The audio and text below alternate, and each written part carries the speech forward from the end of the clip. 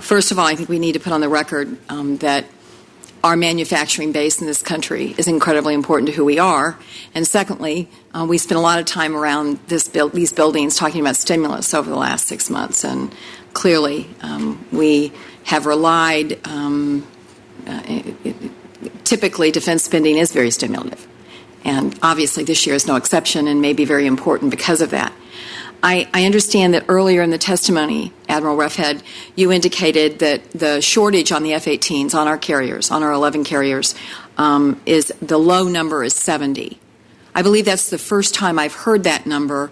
Could you, and I would like for you to give what the high number is. If you think the low number is 70, what is the high number? Senator, the predictions of past analysis have indicated that number could be up in about the 250 range, but that's for Department of the Navy, because, as you know, both the Marines and us fly the older A through Ds.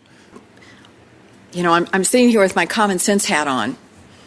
I know we have this shortage. I know in your testimony you said the F-18, I believe you said, was the backbone to project power ashore. We all know how strategically important the F-18 is in Iraq and in Afghanistan, and as far as the eye can see, it's incredibly important to our efforts. We're going to have 273 aircraft we've procured, costing an estimated $42 billion before we have completed flight testing. It just seems to me, I mean, I hope I'm wrong, but if we don't do multi-year, aren't I going to be here in 3 years saying, I told you so? We could have saved almost $1 billion by doing the 5-year multi-year procurement to fill in this gap with this plane that is, in fact, this fighter that is the backbone of our ability to push power ashore. Well, Senator, as you know, the F-18 is integral to our Navy air power. I have a feeling that we're going to end up with a multi-year, and I have a feeling that, at least I hope we do, because I think we're going to need at least 150 of these, at least, and that's what a 5-year multi-year would give us.